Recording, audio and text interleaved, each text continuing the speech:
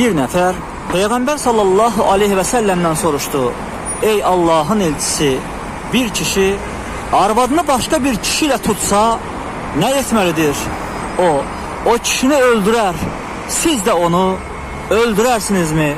Peyğəmbərimiz buyurdu: Allah sənin və arvadın haqqında ayə nazil etdi, yəni lənətləşməyi əmr etdi.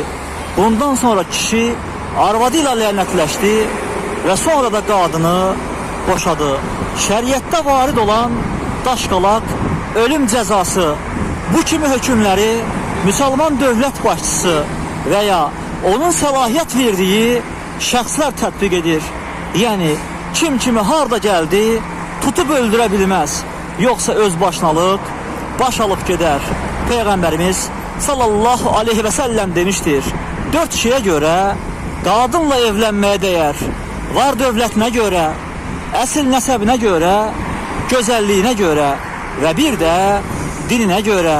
Çalış, dindar olanı seçəsən, yoxsa yazıq olarsan.